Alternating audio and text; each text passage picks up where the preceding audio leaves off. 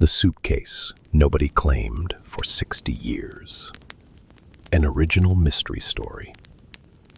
At the back of Union Station in Denver, behind the old ticket office and beneath a staircase no travelers used anymore, there was a suitcase. Brown leather, brass corners, a faded luggage tag. It had been sitting there for 60 years. No one claimed it. No one moved it.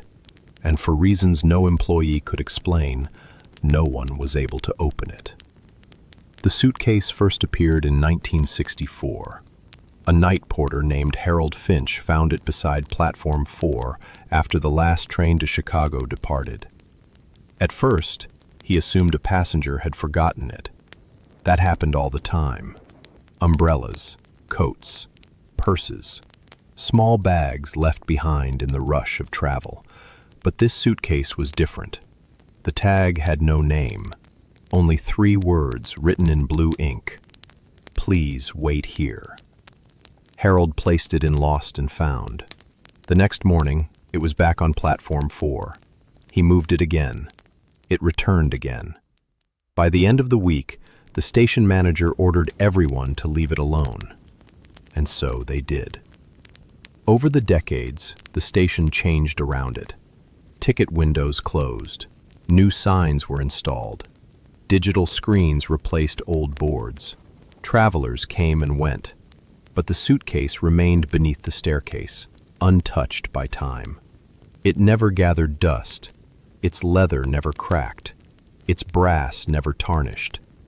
People walked past it every day without noticing, unless the suitcase wanted to be noticed. Clara Bennett noticed it on a rainy November evening. She was 28, a restoration archivist hired to help Union Station catalog old storage rooms before renovation. Her job was simple: sort forgotten records, photograph old items, decide what belonged in a museum and what could be thrown away. Then she saw the suitcase. Something about it made her stop. Not fear, not curiosity exactly. Recognition, as if she had seen it before in a dream. She crouched beside it and read the luggage tag. "Please wait here." The words made her strangely sad. Clara asked the station supervisor about it. He laughed at first, then lowered his voice. "That thing's been here longer than I've worked here. Why hasn't anyone opened it?" People tried. And the locks don't break. "What's inside?" The supervisor looked toward the old platforms. "Depends who you ask." That night, Clara searched the station archives. The earliest record she found was a lost property form dated December 3, 1964. Item: brown leather suitcase. Location: Platform 4. Owner: unknown. Notes: item returns when moved. Clara stared at the final note. Returns when moved. In official handwriting, not rumor, not legend. A documented impossibility. She kept digging. By midnight, she found an old newspaper clipping. Young woman disappears after boarding night train. The article described a woman named Eleanor Voss. She had arrived at Union Station in 1964 with a brown leather suitcase. Witnesses saw her waiting near Platform 4. She was supposed to board the overnight train to Chicago, but when the train arrived, she was gone. Only the suitcase remained. No ticket was used. No body was found. No one ever learned where she went. Clara looked at the suitcase beneath the staircase.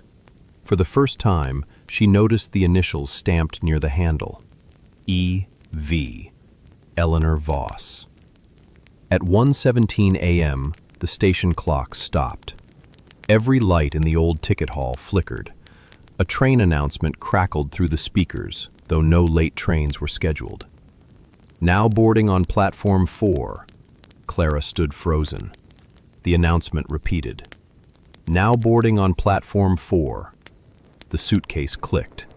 One brass lock opened by itself, then the other. The lid rose slightly. cold air escaped from inside. Clara should have walked away. Instead, she opened it. Inside were not clothes, not jewelry, not money, only letters. Hundreds of them, each tied with blue ribbon. Every envelope was addressed to Eleanor Voss. Some were dated before 1964, others after. 1971, 1972, 1973, 1974, even one dated tomorrow. Clara picked it up with trembling hands. Across the front was her own name, Clara Bennett. The letter inside was written in elegant handwriting. Dear Clara, if you have opened the suitcase, then the station has chosen another witness. Do not board the train unless you are ready to lose the life waiting behind you. But if you want the truth, bring the suitcase to platform 4 before sunrise. There was no signature, only a small drawing of a blue ribbon. Clara carried the suitcase to platform 4. Outside, rain fell against the glass roof. The platform was empty. At exactly 1:30 a.m., a train appeared from the darkness. No engine sound, no headlights at first, only a soft glow moving along the tracks. It stopped before her. Silver cars, dark windows, no company name, no passengers visible. The doors opened. A conductor stepped down. He wore an old Navy uniform and white gloves. His face was kind but tired. "Miss Bennett," he said, "you're late." Clara gripped the suitcase handle. "Where is this train going?" The conductor glanced at the suitcase. "Where all unclaimed things go." Inside, the train smelled of rain, polished wood, and old paper. The seats were covered in green velvet. Lamps glowed warmly along the walls.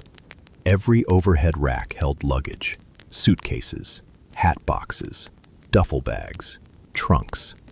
Thousands of them. Each one had a tag. Some names were written clearly.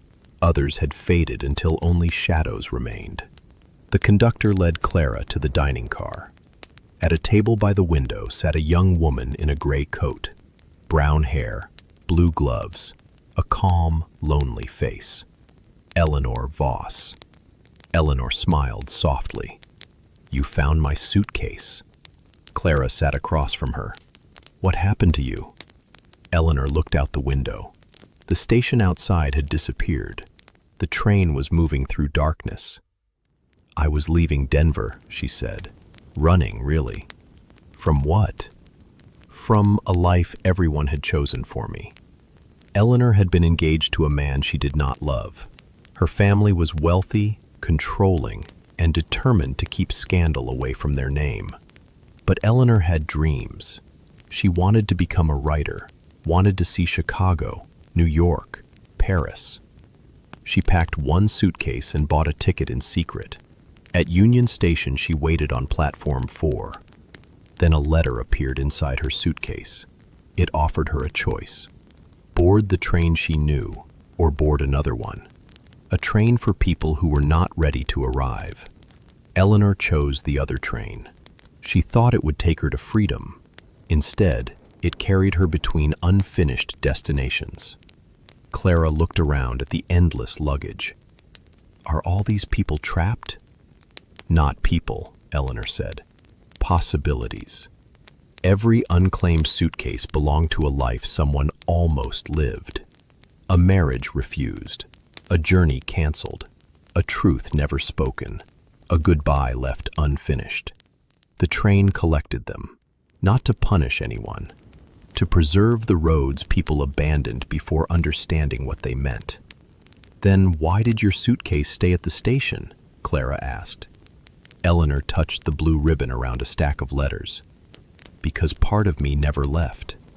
She had spent 60 years writing letters to the life she left behind, to her parents, to the fiancé she hurt, to the woman she became, to strangers who might one day understand. But no one could read them until the suitcase was opened by someone living between two choices. Clara realized why the station had chosen her. She had received an offer that morning, a prestigious job in London, a new life, a clean escape, and she had not told anyone she was afraid. The train slowed. Outside the window, Clara saw scenes passing like reflections. Her apartment, her mother's kitchen, the London office she had never seen. A future where she left, a future where she stayed. Both looked beautiful. Both looked lonely in different ways. Eleanor leaned forward. The suitcase doesn't tell you which life is right. Then what does it do? It asks what you're really carrying. The conductor returned. Platform approaching. The train stopped at a station Clara had never seen. No signs, no clocks, only rows of doors standing on the platform. Each door had a luggage tag.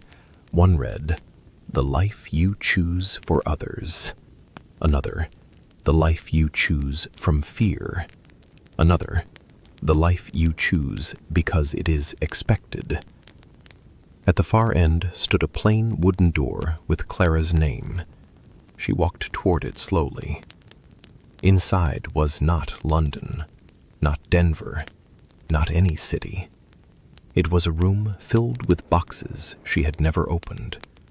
Her father's letters, her unfinished drawings, a plane ticket she had never bought, a voicemail from her mother she had ignored. Clara understood. She had spent her life preserving other people's pasts while refusing to examine her own. When she returned to the train, Eleanor was waiting with the suitcase. "You can keep running," Eleanor said, "or you can leave honestly. What happened to you?" Eleanor smiled sadly. "I ran without saying goodbye, and the train kept the goodbye." Clara opened the suitcase again. Inside, beneath all the letters, was one final envelope, addressed to Eleanor's family, never delivered. Eleanor placed it in Clara's hands. "Take this back." The train returned to Union Station just before dawn. Rain still tapped against the roof. The conductor stood by the open doors. "Once you step off, you may forget some of this." Clara held the letter tightly. "Will I remember enough?" He smiled. "Enough to choose." She stepped onto platform 4. The train disappeared behind her. The suitcase was gone. Only the final letter remained in her hand. Clara spent weeks tracing Eleanor's family. Most were gone, but she found a great niece living in Boulder, an elderly woman named Margaret Voss. When Clara handed her the letter, Margaret's eyes filled with tears. "My grandmother always said Eleanor didn't abandon us. She said Eleanor was trying to become herself." The letter did not solve everything. It did not erase pain, but it changed the family story. Eleanor was no longer simply the woman who disappeared. She became the woman who had been brave, afraid, unfinished, and human. Clara accepted the job in London, but before leaving, she did something she had avoided for years. She sat with her mother. She opened old boxes. She listened to messages. She said goodbye properly. Not perfectly, but honestly. And when she boarded her real flight, she carried only one suitcase. Hers. Years later, Clara returned to Denver Union Station. The staircase had been restored. The old lost property office was now part of a museum display. There was no brown leather suitcase beneath it, but inside the glass case, next to old tickets and railroad lanterns, Clara saw something new. A faded luggage tag. 3 words written in blue ink. "Please wait here." No one knew where it had come from. Clara smiled. Some things are not meant to be claimed, only understood. Even today, late-night travelers sometimes report seeing a brown leather suitcase near platform 4. It appears only for a moment. Usually when someone is holding a ticket they are not sure they should use. If they look away, it vanishes. But those who read the tag often feel a strange calm, as if the station is asking them to pause, to breathe, to ask what they are truly carrying before they leave. Because every journey has luggage. Some of it fits neatly in your hand. Some of it follows you for years. And sometimes, the heaviest suitcase is the life you almost chose, waiting patiently in a station, hoping you will finally understand why you left it behind. The end. The Typewriter That Answered Questions. An original mystery story.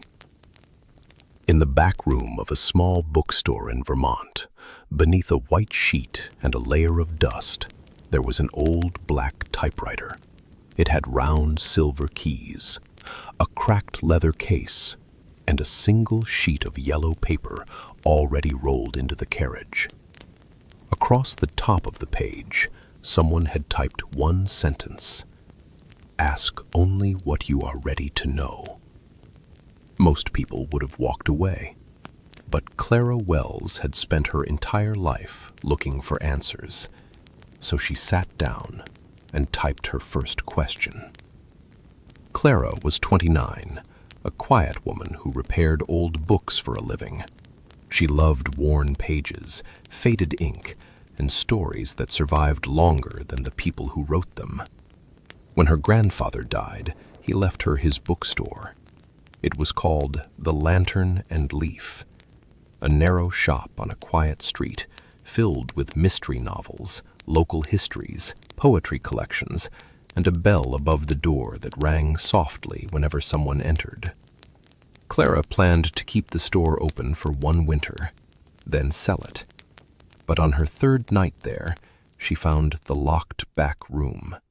Inside was the typewriter. Beside it was a note in her grandfather's handwriting. "It answers honestly. That is why I stopped asking." Clara laughed nervously. Her grandfather had always loved puzzles. She sat at the desk and typed, "Where did Grandpa hide the spare key to the basement?" For a few seconds, nothing happened. Then the typewriter keys moved by themselves, slowly. Click, click, click. Words appeared on the page. Inside the blue dictionary, under forgiveness. Clara froze. She ran to the front shelf, found the blue dictionary, and opened it. A brass key slipped from the page marked forgiveness. Her hands began to shake. That night, she asked more questions. Small questions first. Who ordered the unsigned package? Why does the front door stick? What book did Mrs. Hale forget to pick up? The typewriter answered every one, correctly, calmly, without emotion. But when Clara typed the question she truly wanted to ask, the keys did not move. Why did my mother leave? The paper stayed blank. Then, after a long silence, one sentence appeared. "You are not ready to ask that gently." Clara barely slept. The next morning, she tested the answers. Everything was true. The unsigned package belonged to the postman's wife. The front door stuck because of an old nail beneath the frame. Mrs. Hale had indeed forgotten a book of garden poems. By evening, Clara returned to the back room. This time, she asked something more serious. Who broke into the bookstore last winter? The typewriter answered, "A boy named Evan Price. He was cold, not cruel." Clara found the police report. The break-in had never been solved. She knew Evan Price. He was 17, shy, and often sat outside the diner with nowhere to go. The next day, Clara did not call the police. She hired him to help unpack boxes. When she asked if he knew how to fix a broken window latch, He turned pale, then whispered, "I'm sorry." The typewriter had not given her a weapon. It had given her a choice. Weeks passed. Clara kept asking. The typewriter told her where missing invoices were hidden, which customer needed a book but could not afford one, which shelf would collapse if not repaired. It helped her save the bookstore. But it also changed her. She became dependent on it. Before answering letters, she asked the typewriter. Before trusting people, she asked the typewriter. Before making any decision, she asked the typewriter. And slowly, her own voice grew quiet. One snowy evening, Clara asked, "Should I sell the bookstore?" The typewriter answered, "That is not a question. It is fear wearing a question mark." Clara stared at the page, then typed harder. "Answer me." The keys moved. No answer can live your life for you. For the first time, Clara became angry. "What is the point of you, then?" The typewriter answered without hesitation, "To reveal what questions hide." That night, the bell above the front door rang. No one entered. Instead, a fresh sheet of paper appeared in the typewriter. At the top was a question Clara had not typed. What happened in this room on March 14th, 1987?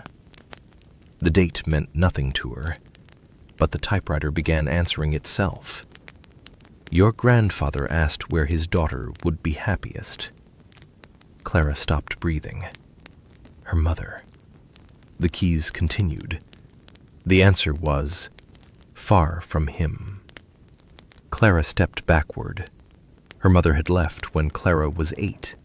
No explanation, no goodbye, only an empty bedroom and years of silence.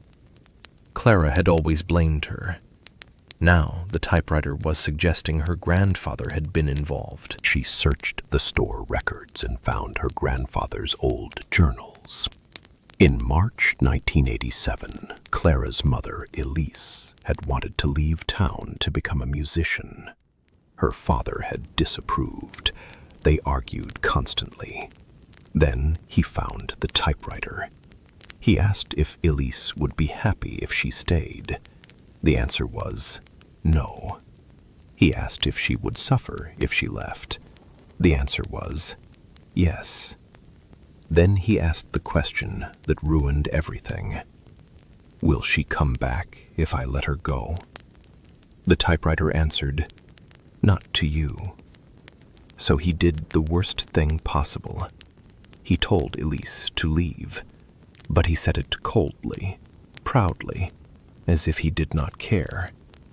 Elise left, believing her father had rejected her, and Clara grew up believing her mother had chosen absence over love. The typewriter had told the truth, but people had used the truth badly. Clara returned to the back room with tears in her eyes. She typed, "Where is my mother?" The keys did not move. "Please," Clara whispered. The typewriter answered, "Alive." Clara pressed a hand over her mouth, then typed, "Where?" "Ask why first." Clara shook her head. "No, I've waited long enough." She typed again, "Where is she?" The typewriter began typing rapidly, faster than ever before. "Portland, apartment 6C, blue door, piano by the window, unsigned letters in the drawer." Clara copied everything. By morning, she was on a train. Portland was gray and wet when Clara arrived. She found the apartment building exactly as described. 6th floor, blue door, music playing softly inside. A woman opened the door, older now, silver in her hair. But Clara knew her instantly. Her mother. For a long moment, neither of them spoke. Then Elise whispered, "Clara?" The reunion was not simple. It was not like stories where one hug repairs 20 years. There was anger, confusion, long silence, then tea, then tears. Elise showed Clara the drawer. Inside were dozens of letters. Every birthday, every Christmas, every year Clara had believed she was forgotten. None had been mailed. "I thought your grandfather would throw them away," Elise said. "I thought you hated me." Clara wiped her eyes. "I thought you left because you wanted to." Elise shook her head. "I left because he made staying feel like a cage." Clara told her about the typewriter. Elise did not laugh. Her face turned pale. "My father found that thing after my mother died. He thought answers would save him. Instead, they made him afraid of every choice." Clara understood then. The typewriter did not create pain. It revealed truth before people were wise enough to hold it. When Clara returned to the bookstore, the typewriter was waiting. A new page sat in the carriage. Did the answer help? Clara typed slowly. Yes and no. The typewriter answered. That is usually how truth arrives. Clara sat in silence for a long time. Then she typed the question she had avoided from the beginning. What should I do now? The typewriter answered. Stop asking me questions you must answer yourself. The room grew cold. The keys moved one final time. One question remains. Clara looked at the page. A new sentence appeared. Who will you become if you no longer need certainty? She waited for the answer. None came. The typewriter stayed still. For the first time, Clara realized it had not failed. It had finally given her a question meant to remain open. Clara did not destroy the typewriter. She locked it inside its leather case and placed it on the highest shelf in the back room. Then she reopened the bookstore properly. Not for one winter, for good. She invited Evan to keep working there. She wrote to her mother every week. Sometimes Elise visited and played piano during evening readings. The store became warmer, messier, more alive. And Clara began making decisions without asking permission from the machine that knew too much. Years later, a young woman came into the shop during a snowstorm. She looked tired and lost. She asked if Clara had any books about finding answers. Clara smiled and led her to a shelf of poetry. Sometimes, Clara said, answers are too heavy. Start with better questions. The young woman laughed softly, not fully understanding. But she bought the book. And before leaving, she looked toward the locked back room. Do you have a typewriter back there? Clara paused. Why do you ask? I thought I heard typing. That night, after closing, Clara went to the back room. The leather case was still locked. The shelf was untouched, but on the desk lay a single sheet of yellow paper. Typed across the center were the words, "Someone is ready." Clara read it twice. Then she opened the stove door and placed the paper inside. The flames took it slowly. She whispered, "Not tonight." From the highest shelf there came one soft sound.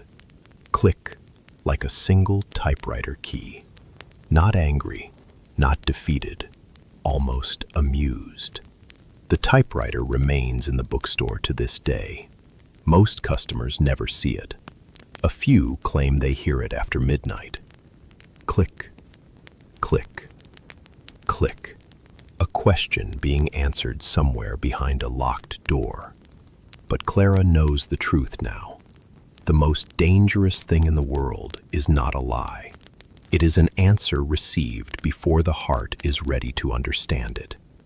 And that is why, above the back room door, she hung a small wooden sign. It reads, "Ask only what you are ready to carry, because every answer has a weight, and some truths, once typed, can never be unread." The end. The compass that never pointed north. An original mystery story.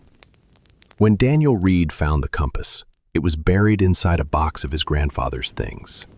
Old maps, fishing licenses, a cracked pocket watch, photographs from places Daniel did not recognize, and beneath them all, a small brass compass wrapped in blue cloth. It was beautiful, heavy, cold. The glass was scratched, but the needle moved smoothly. Only one thing was wrong. It never pointed north. Daniel first noticed it that evening. He placed the compass beside his phone and opened a digital map. North was toward the window, but the compass needle pointed toward the hallway. He turned it around. The needle did not change. He walked outside. Still, the needle pointed away from north, toward the old road behind his grandfather's house. A road that led into the mountains. A road no one used anymore. On the back of the compass, tiny words were carved into the brass. "It points where you are meant to go." Daniel did not believe in meant-to-be things. He was a practical man, 32 years old, a civil engineer, someone who trusted measurements, not mysteries. His grandfather, Samuel Reed, had been different. He had spent his life traveling through forests, deserts, old mining towns, and forgotten places across America. As a child, Daniel loved his stories. As an adult, he assumed most of them were exaggerated. Then he found the final page of Samuel's journal. It read, "If Daniel finds the compass, he must follow it once, only once. After that, he will understand why I always came home different." The next morning, Daniel tried to ignore it. He sorted boxes, called the estate lawyer, cleaned the kitchen. But every time he passed the table, the compass needle turned, always toward the mountains. By sunset, curiosity won. Daniel packed a flashlight, water, his grandfather's journal, and the compass. Then he followed the needle into the trees. At first, the path was familiar. He had walked it as a child with Samuel. Pine needles underfoot, cold air, the smell of moss and rain. But after an hour, the compass led him off the trail, deeper into the forest. The sun disappeared behind the ridge. Daniel turned back toward the road. The needle refused. It pointed forward, always forward. Then he heard water, not the small creek he knew, a river, loud, fast, impossible. No river existed in that part of the mountain. But when he pushed through the trees, there it was, a wide silver river flowing beneath the moon. And beside it stood a wooden bridge, old, covered, and glowing faintly with lantern light. Daniel stepped onto the bridge. Halfway across, the world behind him became silent. No insects, no wind, no distant highway. Only the river beneath the boards. At the far end of the bridge, a sign hung from a rusted nail. "Cross only if you are lost." Daniel laughed nervously. "I'm not lost." The compass needle spun once, then pointed across the bridge. He kept walking. On the other side was not the same forest. The trees were taller. The air was warmer. A dirt road curved toward a valley filled with golden light. At the bottom stood a small town. Wooden houses, a general store, a church, a train station with no tracks. Above the entrance to the town, carved into an arch of stone, were the words, "Welcome to Elsewhere." Daniel stopped. This was impossible. No map had shown a town here, no satellite image, No survey record. Nothing. Yet smoke rose from chimneys. People moved through the streets. A bell rang softly in the distance, and the compass pointed directly toward the town square. A woman standing outside the general store noticed him immediately. She wore a green coat and held a basket of apples. "You're Samuel's grandson," she said. Daniel froze. "You knew my grandfather?" "Everyone here did." "Where is this place?" She smiled. "The place a compass finds when north is no longer useful." Her name was Clara Vale, and she brought Daniel to a small inn near the square. Inside, the walls were covered with maps. Not maps of countries, maps of decisions. One showed a life that turned left. Another showed a life that stayed. Another showed a life that apologized too late. Daniel touched one frame.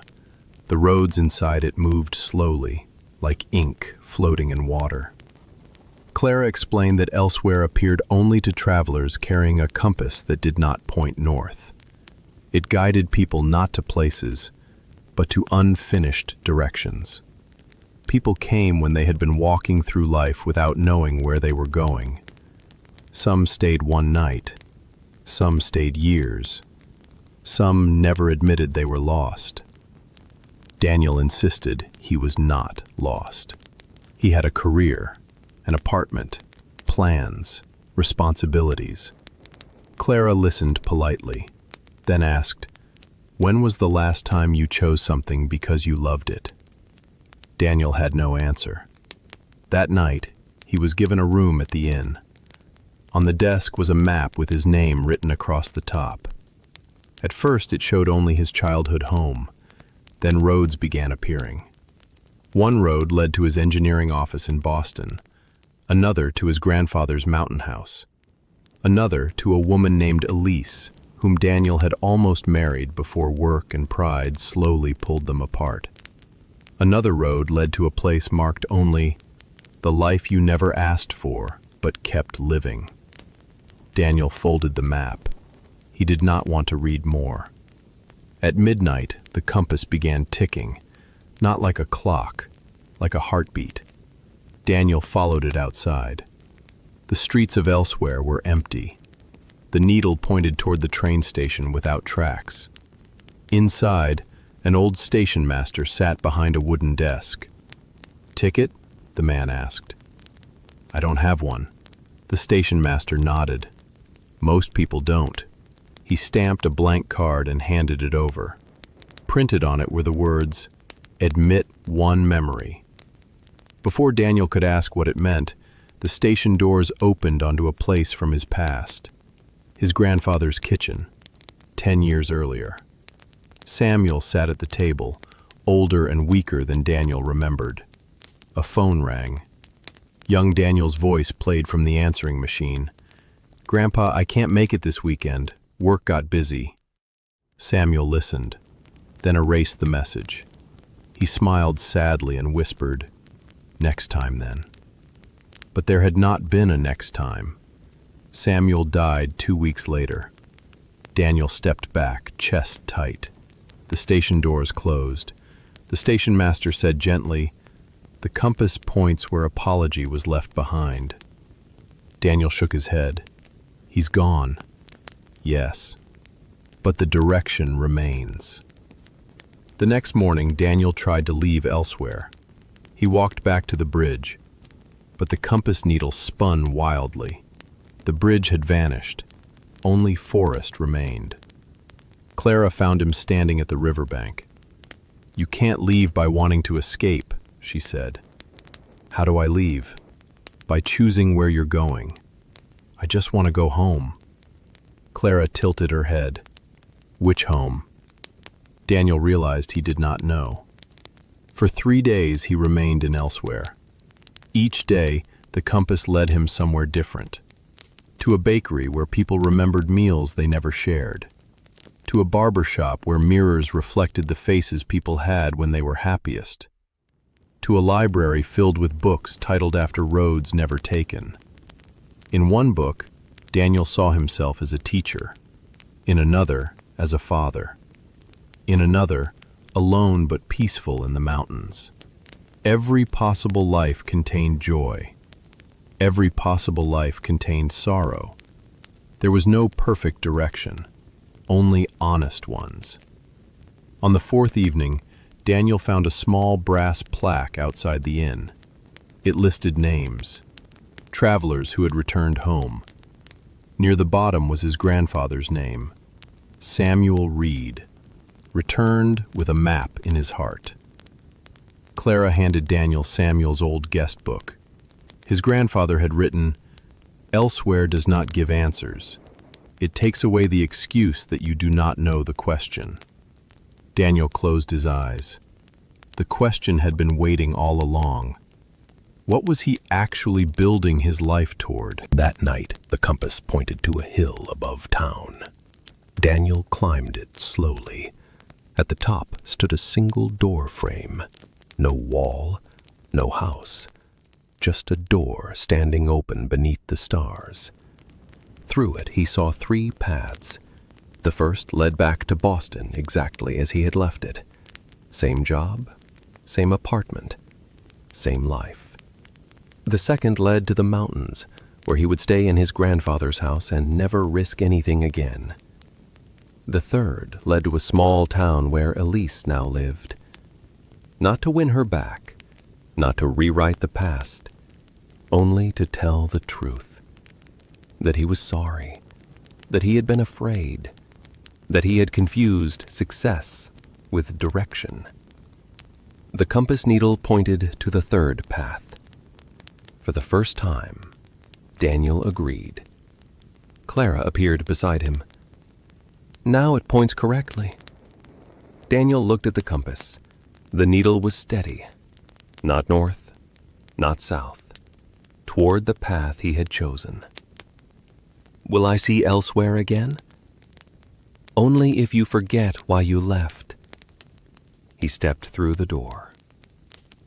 Daniel woke beside the old road behind his grandfather's house.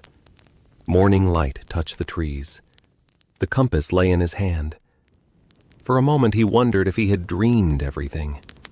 Then he opened his backpack. Inside was the map from the inn. His name at the top.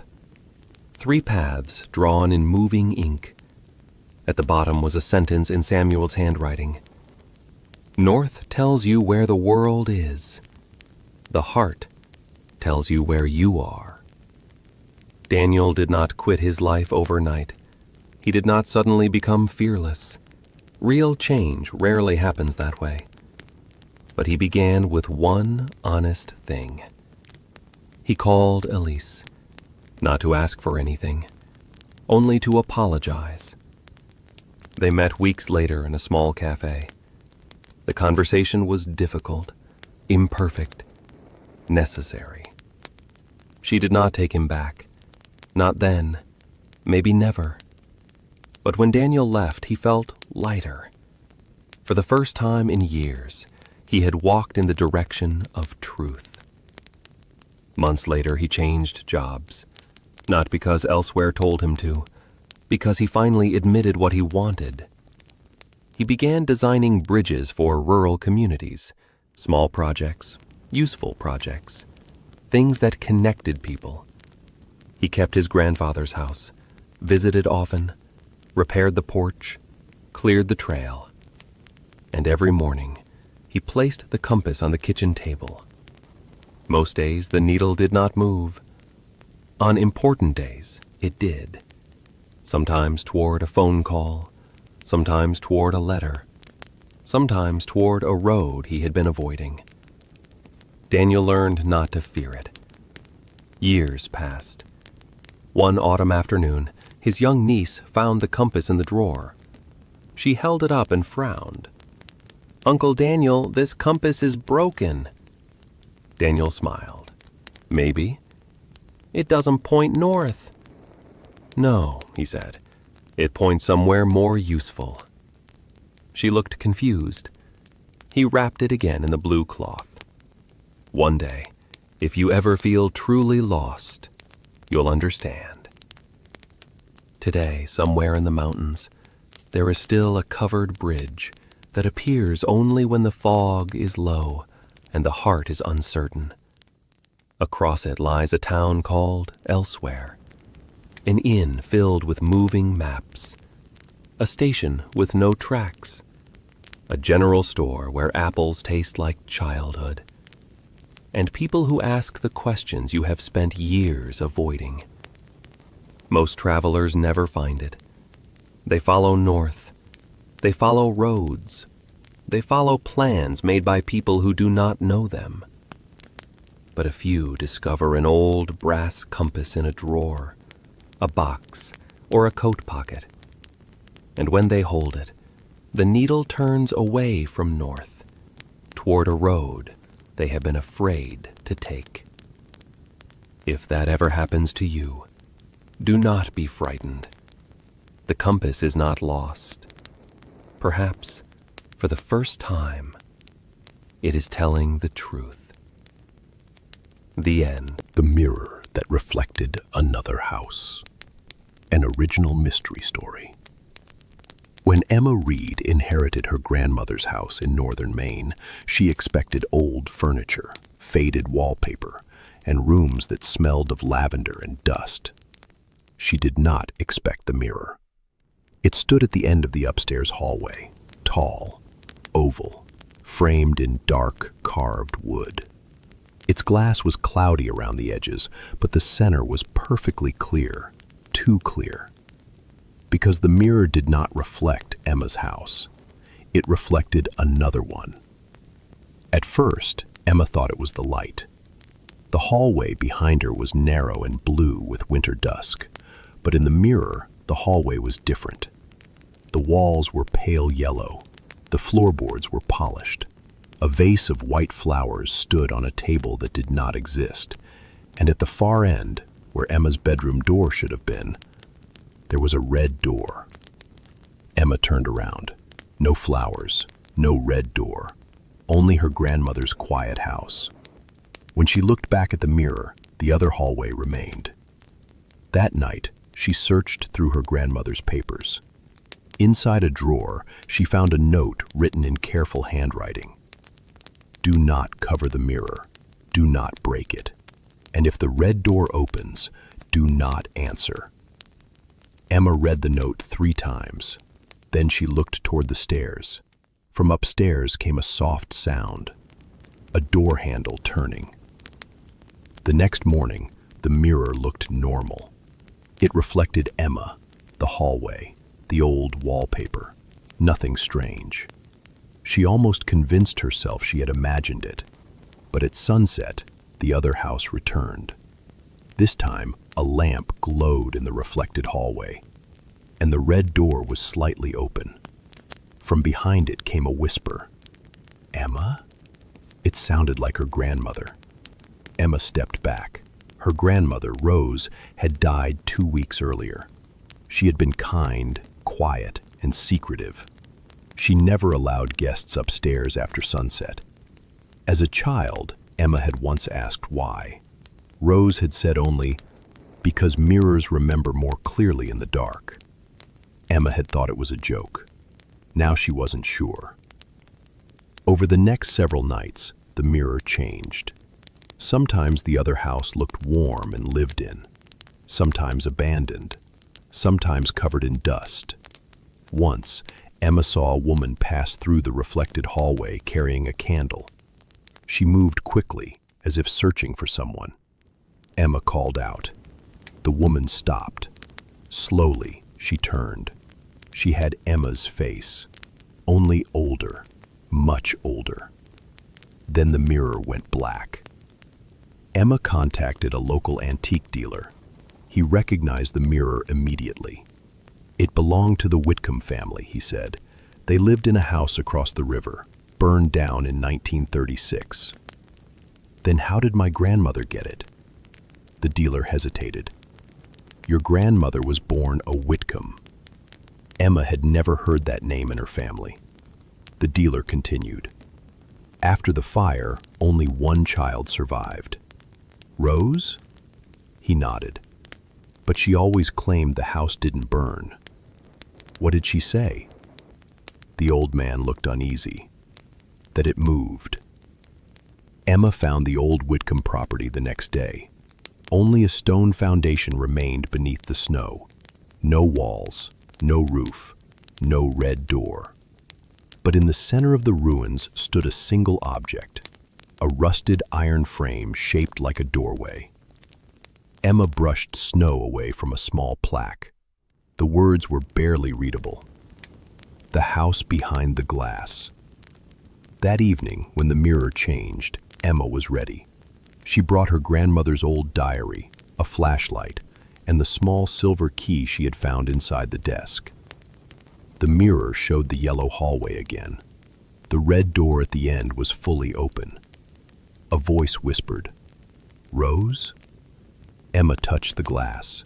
It rippled like water. Her hand passed through. Cold air wrapped around her fingers. Against every warning, Emma stepped into the mirror. She entered the other house. The air smelled of smoke, rain, and roses. The hallway was exactly as the mirror had shown it. Pale yellow walls, polished floorboards, white flowers in a vase. But everything was silent, too silent. Emma turned around. The mirror behind her now reflected her grandmother's house, a doorway back, for the moment. She walked toward the red door. Before she reached it, a child appeared at the top of the stairs, a little girl with dark hair and frightened eyes. Emma knew her from photographs. Rose. Her grandmother as a child. The girl whispered, "You shouldn't be here." Emma knelt slowly. "Rose?" The child nodded. "Are you real?" Rose looked toward the red door. "Not anymore." She explained that the Whitcomb house had not burned like people believed. On the night of the fire, something inside the mirror opened. Smoke filled the real house, but the mirror copied the house perfectly on the other side. Room by room, wall by wall, memory by memory. Most of the family ran toward the reflection, thinking it was a way out. But once inside, the mirror kept them. Rose was the only one pulled back to the real world. She grew older outside, but part of her remained trapped inside the reflected house forever. That was why Emma could see her as a child. Emma's voice trembled. "Why did my grandmother keep the mirror?" Rose lowered her eyes. "Because her mother was still here." At the end of the hallway, the red door creaked. A woman's voice called gently. "Rose, come inside." The child stepped backward. "Don't listen." "Who is it?" "The house." The red door opened wider. Behind it was not a room. It was a perfect memory. A dining room filled with warm light. A family gathered around the table. Laughter, music, a birthday cake. Everything Rose had lost. Emma felt the pull of it, not toward danger, toward comfort. That was worse. The reflected house did not trap people with fear. It trapped them with the moment they most wanted to return to. Emma opened her grandmother's diary. The final pages explained everything. Rose had spent her life guarding the mirror because she believed one day someone might free the family. But every attempt failed. People entered the reflection and chose to stay. Because inside the mirror, grief wore the face of happiness. The last line read, "If Emma enters, tell her the house will show her me. She must not believe it." Emma looked up. At the end of the hall, another figure stood beside the red door. Her grandmother, old Rose, exactly as Emma remembered her. Soft gray hair, blue cardigan, kind eyes. "Emma," the woman said, I missed you." Emma's heart broke. The child Rose grabbed Emma's hand. "That isn't me." But the older Rose looked so real, so tired, so loving. She held out her arms. "You can stay for 1 cup of tea." Emma stepped forward. The hallway brightened. The smell of lavender filled the air.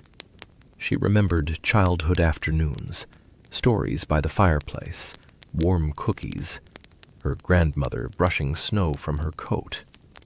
1 cup of tea sounded harmless. 1 moment, 1 goodbye. Then Emma saw the mirror behind her begin to darken. The way back was closing. She stopped. "No." The older Rose's smile faded. The dining room lights flickered. The child Rose whispered, "Say her real name." Emma looked at the figure. "You are not Rose Whitcomb." The hallway shook. "You are the house." The woman's face blurred. The red door slammed open. Inside, Emma saw dozens of people seated around the table. The Whitcomb family, all frozen in a perfect dinner that had lasted nearly 90 years, smiling, silent, forgotten. Emma realized the mirror had not saved the house. It had preserved the family at the cost of their lives moving forward. A perfect memory had become a prison. She pulled the silver key from her pocket. The child Rose pointed to the vase of white flowers. "There." Inside the vase was a tiny lock. Emma inserted the key. The whole house groaned. The flowers turned to ash. The walls cracked. And every mirror in the reflected house began showing the real world. Snow, ruins, morning light, time. The family at the table slowly woke. Their smiles faded into confusion. Some cried. Some called names. Some reached for people they had not touched in decades. At the far end of the table sat a woman with Rose's eyes. Rose's mother.